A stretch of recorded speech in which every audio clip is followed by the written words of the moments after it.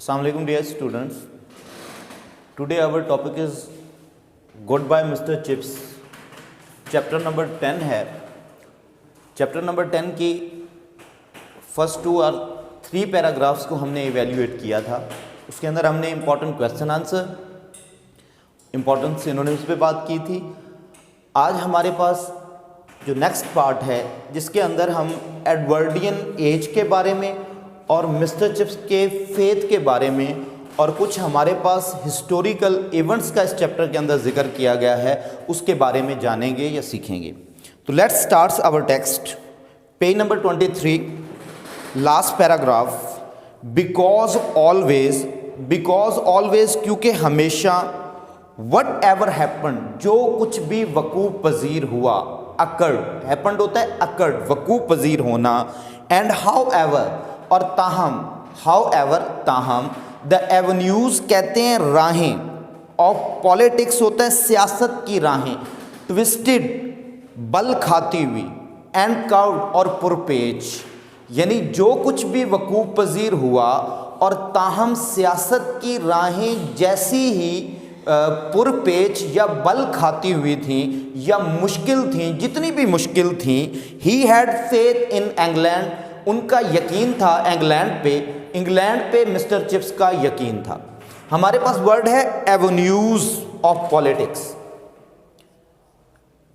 Avenues राहें, रास्ते, of politics सियासत की राहें या रास्ते. इसके लिए हम यूज करते हैं सिनोनिम वेज. आप इसके लिए कोर्स का लफ्ज़ भी यूज कर सकते हैं. इसके लिए आप रूट का लफ्ज़ भी यूज कर सकते हैं. यानी सियासत की राहें जितनी भी पुरपेच या पेचीदा थी या बल खाती थी. हमारे पास वर्ड इंपॉर्टेंट है ट्विस्टेड. ट्विस्टेड मीन होता है बल खाती.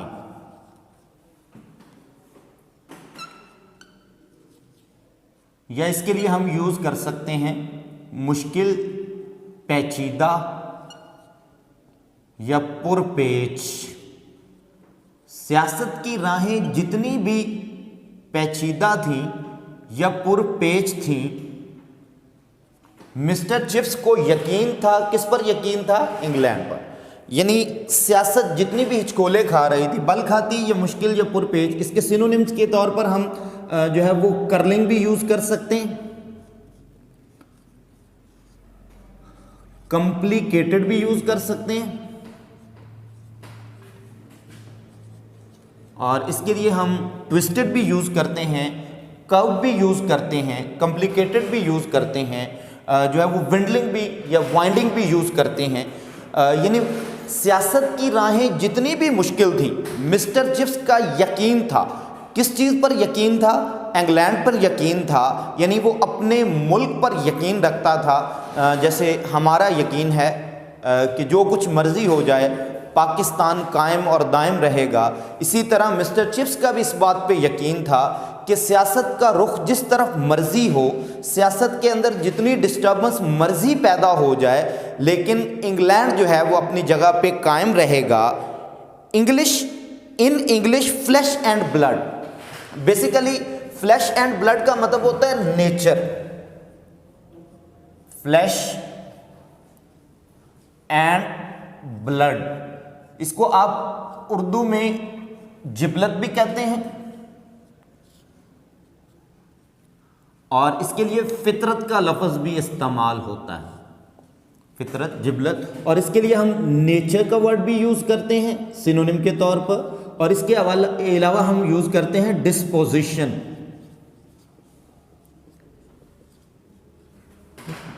Nature and disposition. यानी मिस्टर चिप्स का किस बात पे यकीन था? इंग्लैंड पे यकीन था और इंग्लिश लोगों पर यकीन था, इंग्लिश पीपल पे यकीन था. वो ये समझता था कि बजाते खुद उसके मुल्क के अंदर और उसके मुल्क के लोगों के अंदर इतनी एबिलिटी है कि वो इन मुश्किल दौरानिए में से या इस मुश्किल अरसे में से गुजर जाएंगे. वो इन मुश्किल हालात का मुकाबला कर लेंगे. तो ये उसका यकीन था, किसका बोला? मिस्टर चिप्स का यकीन था। एंड इन ब्रुकफील्ड, और इसके साथ साथ उसे ब्रुकफील्ड पर भी यकीन था, एज अ प्लेस, एक जगह के तौर पर। यानी ब्रुकफील्ड इंग्लैंड के अंदर एक मुकाम है, एक जगह है, एक इंस्टीट्यूट है, एक इदारा है, ठीक है। हुज अल्टीमेट वर्क, हुज होता है जिसकी, अल्टीमेट होता है हतमी। अल्टीमेट इंपॉर्टेंट वर्ड है सिनोनिम के लिहाज से। अल्टीमेट कहते हैं हतमी, आखिरी, जिसकी जो है वो हतमी मंजिल, जिसका हतमी मुकाम, जिसकी हतमी अहमियत, जिसकी जो है वो फाइनल, इसके लिए सिनोनिम हम वर्ड यूज करते हैं फाइनल, या इसके लिए हम यूज करते हैं लास्ट। यानी ब्रुकफील्ड एक जगह के तौर पर जिसका जो हतमी मुकाम था, अल्टीमेट वर्थ, डिपेंडेड ऑन, जिसकी हतमी अहमियत का इन्हसार, डिपेंडेड ऑन होता है इन्हसार होना, इस बात पर था वेदर शी फिटेड, फिटेड होता है ढाल लेना, के मुताबिक बना लेना। यानी इसने अपने आप को के मुताबिक बना लिया था, उस सांचे में ढाल लिया था जिस सांचे में इंग्लैंड चल रहा था। यानी इंग्लैंड के अंदर जो सिस्टम चल रहा था, ब्रुकफील्ड भी उसी निज़ाम के तहत और उन्हीं वैल्यूज़ के तहत चल रहा था। She fitted herself into the English scene, जिसने अपने आप को इंग्लिश सीन, इंग्लिश मंजरनामे में ढाल लिया था। यानी जो रूल्स एंड रेगुलेशन, जो सिस्टम इंग्लैंड में चल रहा था, वही निज़ाम ब्रुकफील्ड ने भी अपना लिया था, एक मुकाम के तौर पर, एक जगह के तौर पर। और कहते हैं कि ब्रुकफील्ड की अहमियत इसी बात में थी कि वो उन वैल्यूज़ को, उन इक़दार को अपना ले, जो इक़दार किसमें, ब्रुकफील्ड में, या जो इक़दार इंग्लैंड में चल रही थी उन इक़दार के ताबे हो जाए। यानी ब्रुकफील्ड ने एक जगह के तौर पर अपने आप को इंग्लिश मंजरनामे में ढाल लिया था, इंग्लिश मंजरनामे के मुताबिक चलना शुरू कर दिया था, उस निज़ाम की पैरवी करनी शुरू कर दी थी, उन इक़दार को फॉलो करना शुरू कर दिया था, उन वैल्यूज़ पर चल निकला था, विद डिग्निटी, अज़मत के साथ, एंड विदाउट डिस्प्रोपोर्शन। अच्छा, विदाउट भी नेगेटिविटी है और डिस्प्रोपोर्शन भी नेगेटिविटी है, यानी अदमे तनासुब के बगैर। डिस्प्रोपोर्शन मीन होता है अदमे तनासुब, डिस्प्रोपोर्शन, अदमे तनासुब, यानी इसको हम कहते हैं अदमे तनासुब, अनबैलेंस, अनबैलेंस। यानी ब्रुकफील्ड अनबैलेंस नहीं हुआ था, बल्कि उसने अदमे तनासुब के साथ, अपनी अज़मत और वक़ार के साथ अपने आप को उसी मंजरनामे में ढाल लिया था जो मंजरनामा इंग्लैंड का था, जो मंजरनामा इंग्लिश जो है वो लोगों का था। उसके मुताबिक ब्रुकफील्ड ने अपने आप को अपना लिया था, उन असूलों को अपना लिया था। He had been left a vision, vision कहते हैं तसव्वुर, इमेजिनेशंस को कहते हैं। उसका एक ख्याल था, उसका एक तसव्वुर था, that grew clearer with each year, that grew clearer, जो वाज़े तर होता गया, विद ईच ईयर, जो हर आने वाले साल के साथ वाज़े तर होता गया।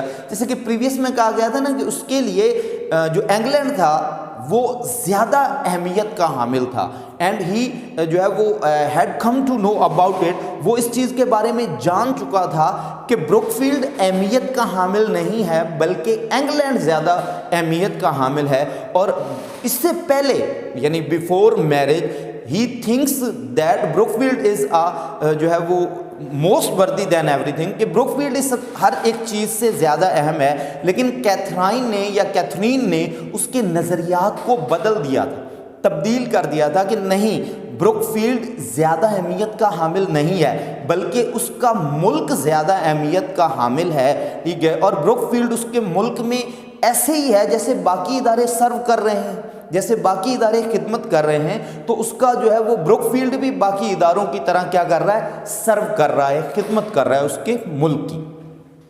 Of an England for whom days of ease were nearly over. England के लिए आसानी के दिन ख़त्म हो चुके थे, आसानी के दिन ख़त्म हो चुके थे। जैसे पाकिस्तानी नेशन के लिए आसानी के दिन ख़त्म हो चुके हैं, यानी एक मुश्किल दौरानिया है, एक मुश्किल वक्त है जिसमें से हमारी कौम या हम लोग गुज़र रहे हैं। इसी तरह इंग्लैंड के लिए भी जो एडवर्डियन टाइम पीरियड है, यानी किंग एडवर्ड का दौर है, वो थोड़ा सा पेचीदा था सियासी लिहाज से, क्योंकि इस दौर के अंदर जो है वो पॉलिटिकल डिस्टर्बेंस बहुत ज़्यादा थी, पॉलिटिकल इंतशार बहुत ज़्यादा फैल चुका था, जिसकी वजह से वो ये समझता था कि इंग्लैंड के लिए अब मुश्किल का दौरानिया शुरू हो गया है। और वो जो गोल्डन टाइम पीरियड था, जिसे हम कहते हैं मलका यानी क्वीन विक्टोरिया का जो टाइम पीरियड था, वो गुजर चुका था और अब किंग एडवर्ड का ज़माना था। और ये ज़माना पहले की निस्बत ज़्यादा पेचीदा था और इंग्लिश पीपल के लिए, और जो है वो इंग्लिश यानी इंग्लैंड के लिए और इंग्लिश जो है वो पीपल के लिए ये एक मुश्किल दौरानिया था जिसमें से इंग्लैंड गुजर रहा था। और वो कहता है कि for whom the days of ease were nearly over.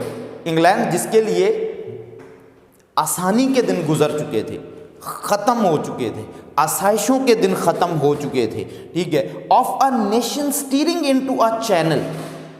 Steering mean होता है गाइडिंग, डायरेक्टिंग, सिमत में जाना, चलाना, ठीक है। यानी एक कौम की हैसियत से एक ऐसी सिमत में, एक ऐसे रास्ते पर स्टीयरिंग मीन होता है STEERING। स्टीयरिंग होता है चलाना, सिमत में जाना।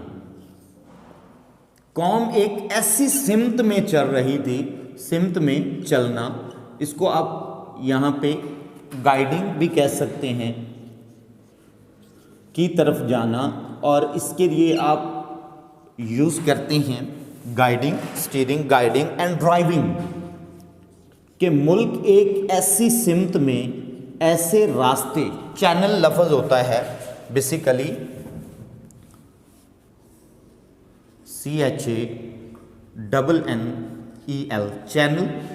चैनल कहते हैं रास्ते को, यानी मुल्क एक ऐसे रास्ते पर चल रहा था वेयर, जहाँ पे हेयर ब्रेड्थ, बाल बराबर, एरर कहते हैं गलती, रास्ते को कहते हैं। इसके लिए आप वेज भी यूज़ कर सकते हैं और रूट्स भी यूज़ कर सकते हैं सिनोनिम के तौर पर। यानी मुल्क एक या कौम एक ऐसे रास्ते पर चल निकली थी वेयर, जहाँ पे अ हेयर्स ब्रेड्थ, बाल बराबर, हेयर्स ब्रेड्थ होता है बाल बराबर, यानी ज़रा सी, हेयर्स ब्रेड्थ, बाल बराबर, बाल बराबर, यानी इसको आप कहते हैं स्लाइटेस्ट, जरा सी। एरर कहते हैं मिस्टेक, गलती, जहां पे जरा सी गलती भी माइट बी कैटास्ट्रॉफिक। कैटास्ट्रॉफिक होता है डिसऑस्ट्रस, तबाहकुन। कैटास्ट्रॉफिक इंपॉर्टेंट वर्ड है सिनोनिम के लिहाज से। कैटास्ट्रॉफिक,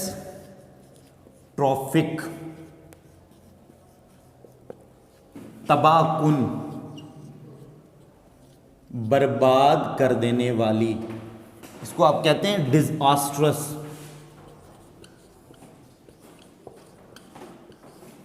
यूनस, यानी जहां पर जरा सी गलती भी तबाहकुन साबित हो सकती थी।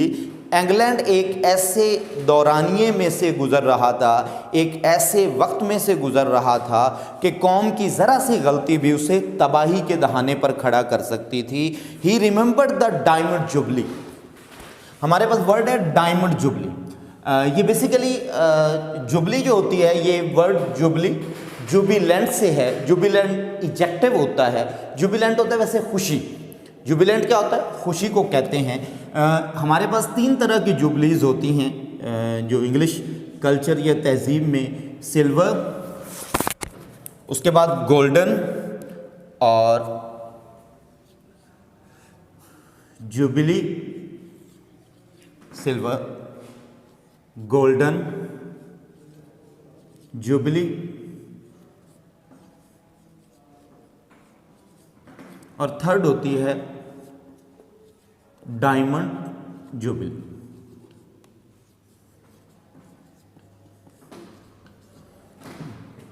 ये जो सिल्वर जुबली होती है ये 25 इयर्स के टाइम पीरियड के बाद मनाई जाती है। इसी तरह आपके पास गोल्डन जुबली जो होती है 50 इयर्स टाइम पीरियड के बाद मनाई जाती है, ठीक है। और इसके बाद डायमंड जुबली जो होती है इसके लिए तकरीबन 60 इयर्स और 75 इयर्स का टाइम पीरियड होता है। अच्छा, इसे मैं एलेबोरेट कर दूं, ये बेसिकली सिल्वर, गोल्डन और डायमंड जुबली तीन तरह की जुबलीज को मनाया जाता है, सेलिब्रेट किया जाता है। बेसिकली क्यों होता है? फॉर एग्जांपल इसके लिए इसके पीछे कोई ना कोई इवेंट होता है। फॉर एग्जांपल अगर किसी मुल्क को लिबर्टी हासिल होती है, आज़ादी हासिल होती है और वो अपनी आज़ादी की तकरीब को 25 ईयर्स के बाद जो है वो सेलिब्रेट करते हैं तो उसको आप क्या कहते हैं? सिल्वर जुबली कहते हैं। इसी तरह अगर किसी इंस्टीट्यूट के जो है वो मार्ज़े वजूद में आए होने को या मार्ज़े वजूद में कोई इंस्टीट्यूट आ चुका है और उसको 25 साल गुजर गए हैं तो उसके लिए जो खुशी का दिन आप मुकर्रर करते हैं या सेलिब्रेट करते हैं उसको आप क्या कहते हैं? सिल्वर जुबली कहते हैं 25 ईयर्स लेटर, यानी 25 साल बाद। इसी तरह अगर आप वही इवेंट सेलिब्रेट करते हैं 50 ईयर्स के बाद 50 साल के बाद तो उसे आप क्या कहते हैं? गोल्डन जुबली कहते हैं। और डायमंड जुबली 60 और 75 ईयर्स लेटर उसके बाद जो है वो सेलिब्रेट की जाती है तो उसे आप क्या कहते हैं? डायमंड जुबली कहते हैं। क्या कहते हैं? और ये वर्ड कहाँ से मैं पहले भी बता चुका हूँ, जुबिलेंट। जुबिलेंट होता है यानी खुशी को कहते हैं, खुशी के मौके को कहते हैं। तो सिल्वर जुबली या डायमंड जुबली होता है यानी 60, he remembered the diamond jubilee, उसे डायमंड जुबली याद थी, डायमंड जुबली याद थी।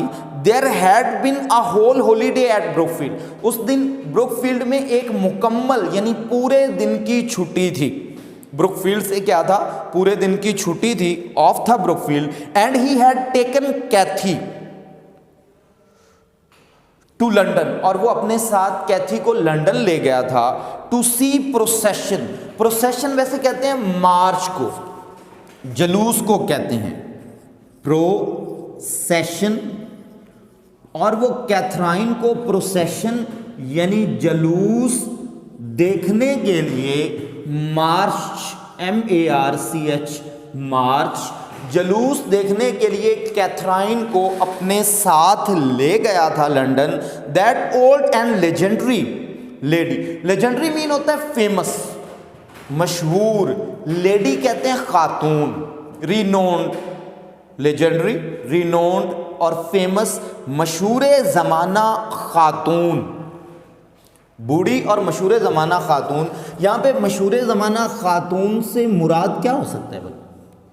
कि कौन हो सकती है ये खातून? हमारे पास कौन हो सकती है? ये बेसिकली क्वीन विक्टोरिया को इंडिकेट किया गया, क्वीन विक्टोरिया, मलका विक्टोरिया को जाहिर करता है। क्या बोला? Legendary lady, queen Victoria, legendary lady, मलका विक्टोरिया। मलका विक्टोरिया जो थी sitting in her carriage, carriage कहते हैं बगी को, बगी को कहते हैं, अपनी कैरेज में बैठी हुई थी, बगी में बैठी हुई थी। लाइक सम क्रम्बलिंग वुडन डोल, लाइक की तरह, सम होता है किसी, क्रम्बलिंग होता है कोलैप्सिंग, खस्ता हाल, कोलैप्सिंग होता है खस्ता हाल, क्रम्बलिंग या कोलैप्सिंग जो है वो खस्ता हाल गुड़िया, लकड़ी की गुड़िया की तरह वो अपनी बगी में बैठी हुई थी। और हैड सिंबलाइज्ड इम्प्रेसिवली, सिंबलाइज्ड होता है निशानी, अलामत बनी हुई थी, यानी स्टैंड फॉर इसको कहते हैं, किसी चीज़ को जाहिर करना, स्टैंड फॉर जाहिर करना, सिंबलाइजिंग अलामत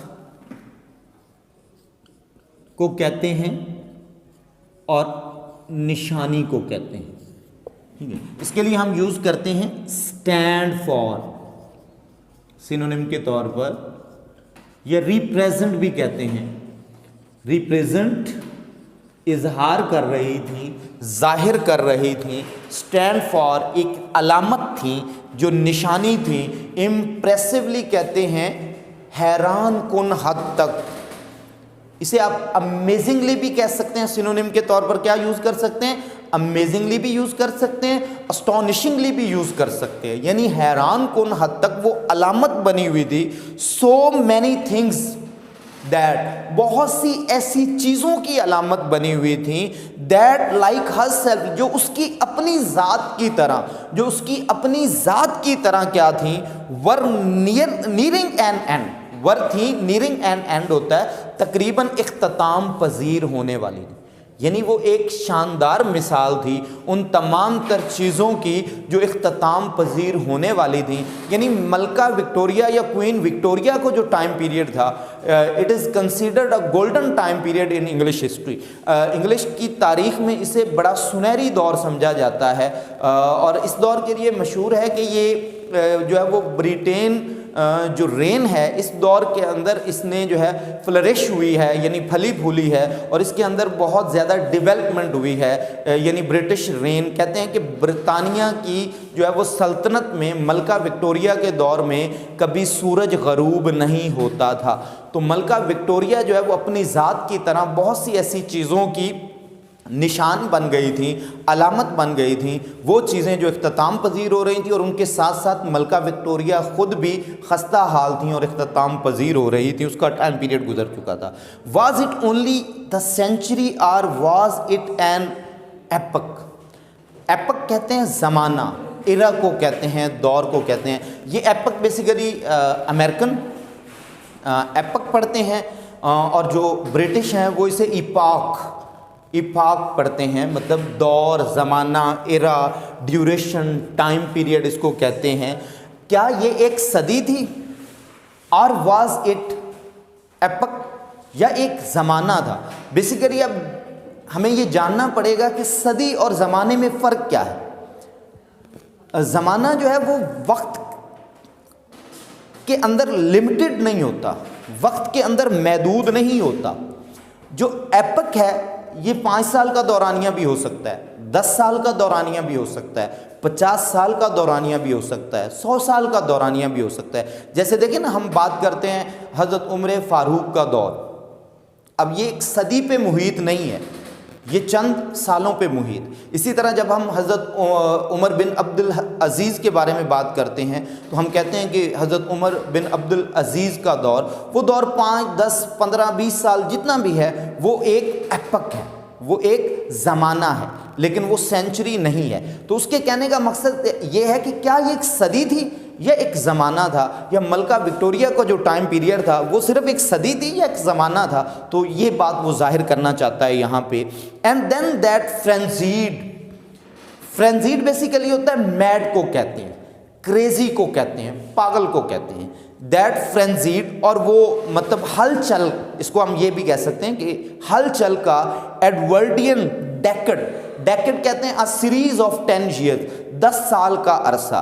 यानी किंग एडवर्ड का जो टाइम पीरियड है, हम पहले भी बात कर चुके हैं कि किंग एडवर्ड का जो टाइम पीरियड है ये स्टार्ट होता है बेसिकली 1901 से एंड 1910 तक इसका दौरानिया है। किंग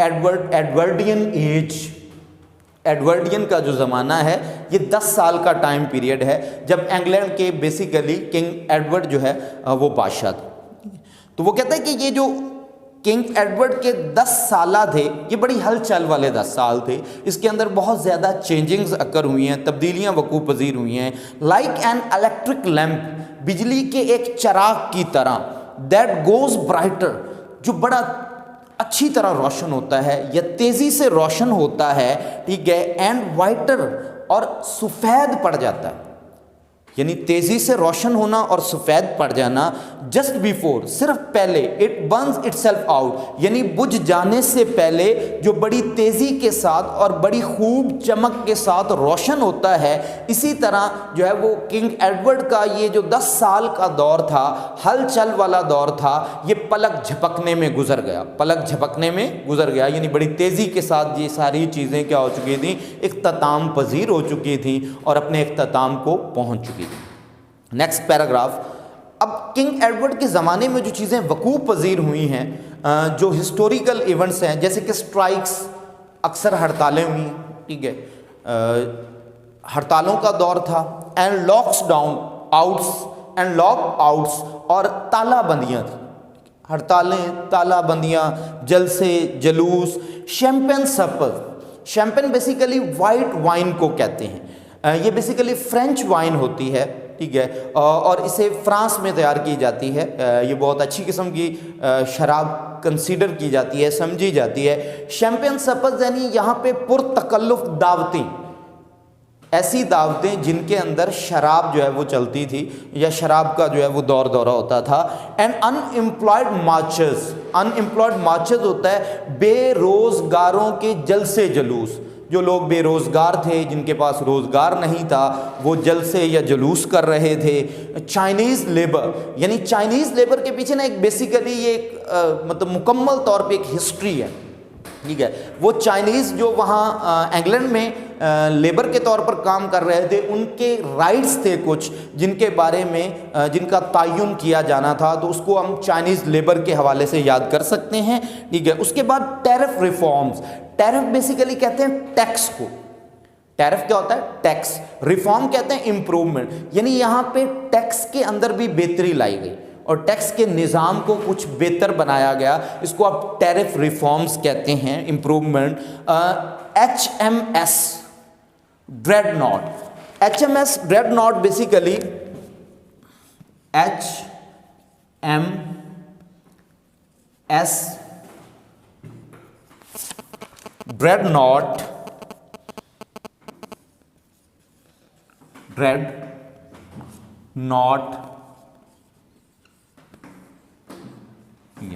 बेसिकली ये ड्रेडनॉट HMS जो है ये स्टैंड फॉर करता है, या स्टैंड फॉर है हिज मैजेस्टीज शिप।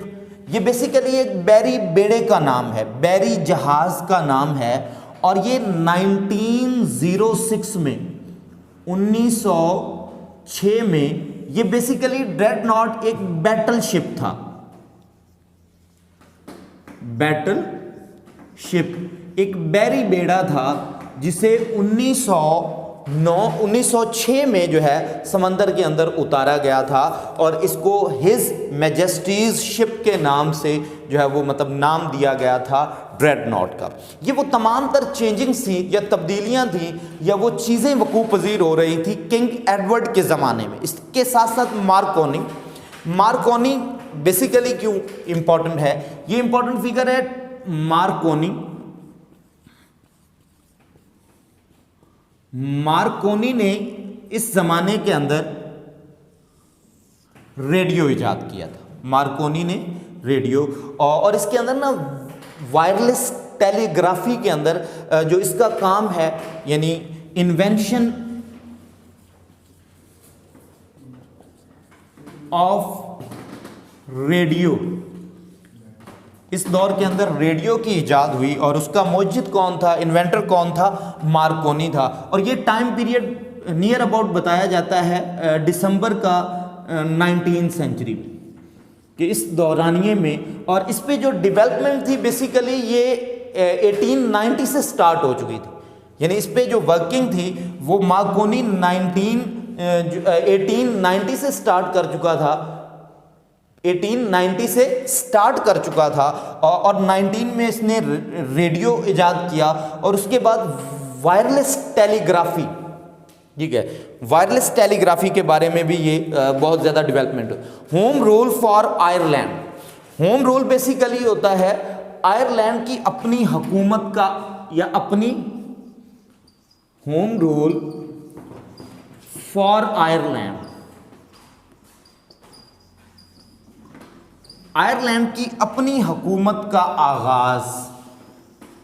अच्छा, आयरलैंड की अपनी हुकूमत के लिए जो मूवमेंट थी, इसका मूवमेंट का स्टार्ट हुआ था 1870 से, यानी 1870 में इस तहरीक का आगाज कर दिया गया था और होम रूल फॉर आयरलैंड ये 1914 तक ये मूवमेंट चलती रही थी। और 1914 में जो है वो आयरलैंड को आज़ादी मिली थी। 1914 में आयरलैंड को आज़ादी मिली थी और उनकी अपनी मकामी हुकूमत कायम हो गई थी।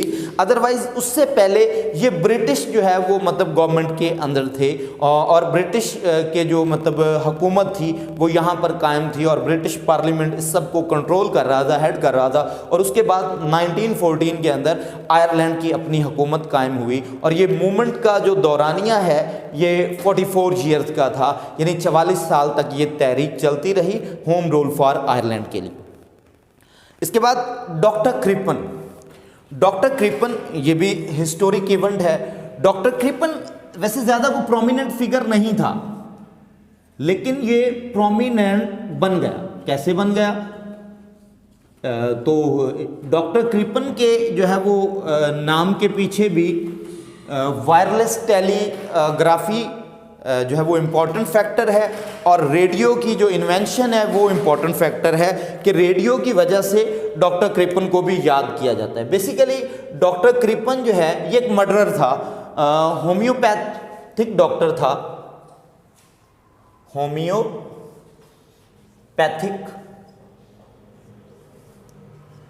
होम्योपैथी के अंदर माहिर था और ये ईयर एंड आई स्पेशलिस्ट था। Eye specialist, year and eye specialist था। इसने अपनी बीवी का मर्डर किया था। इसकी बीवी का नाम था कोरा। मर्डरर ऑफ हिज वाइफ, अपनी बीवी का कातिल था और इसकी बीवी का नाम था कोरा। ये अपनी बीवी को कत्ल करके अपनी बिलव्ड के साथ फरार हो गया था, अपनी महबूबा के साथ भाग गया था और इसको ट्रेस किया गया था वायरलेस टेलीग्राफी की मदद से और इसे गिरफ्तार किया गया था और फिर लंदन में इसको फांसी हुई थी, लंदन में से फांसी दी गई थी। इसी तरह सफ्रेजेट्स, इसको हम कहते हैं सफ्रेगेट्स। सफ्रेजेट्स जो है बेसिकली एक वीमेन है। ये वीमेन जो है वो एक्टिविस्ट वीमेन ऑर्गेनाइजेशन थी लंदन के अंदर। अर्ली 20th सेंचुरी, इब्तदाई 20वीं सदी के अंदर औरतों की एक मूवमेंट थी और उस मूवमेंट का जो बेसिक मोटिव था वो क्या था, यानी vote for women, right to vote women, यानी औरतों को वोट देने का हक। इससे पहले औरतों को पब्लिक इलेक्शन के अंदर वोट देने का हक हासिल नहीं था। तो सफ्रेजेट्स जो थी बेसिकली एक खातून है। सफ्रेजेट्स क्या है? एक खातून है और एक्टिविस्ट वीमेन ऑर्गेनाइजेशन को हेड कर रही थी। और ये दो मूवमेंट हैं, तारीखें जो है वो तहरीक हैं जो चलाई गई हैं, तहरीकें हैं जो चलाई गई हैं सफ्रेजेट्स के नाम से, ठीक है। तो ये एक वीमेन है। इसी तरह द लाइन ऑफ चटालेजा, द लाइन ऑफ चटालेजा के बारे में आपको समझना पड़ेगा। ये जुग्राफियाई अंदाज में बल्गारिया और टर्किश की आपस में जो मोस्टली वॉर्स होती रही हैं इसका ताल्लुक उससे है। इसको हम कहेंगे लाइन ऑफ चटालेजा।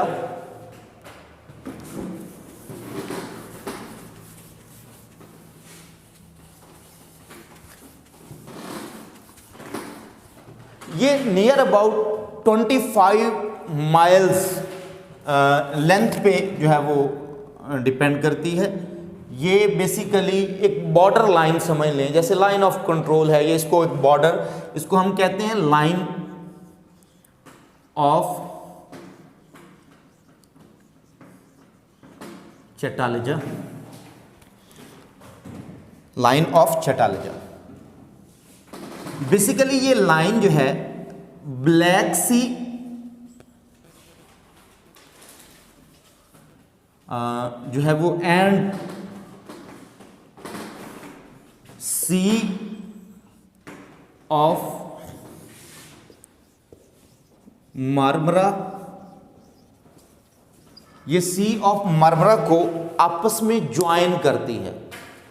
ये लाइन किसको, ब्लैक सी को और सी ऑफ मार्मरा को आपस में क्या करती है, ज्वाइन करती है। ये एक बॉर्डर लाइन है किसके दरमियान में, बल्गारिया और टर्की के दरमियान में।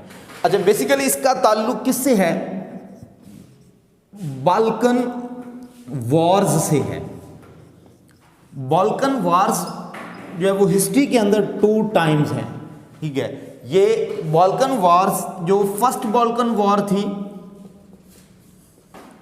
वो 1912 में थी, और जो सेकंड बाल्कन वॉर है वो 1914 में थी। और ये क्या है, 25 माइल्स जो है वो एक लाइन है जो किसको, ब्लैक सी और सी ऑफ मार्मरा को आपस में मिलाती है।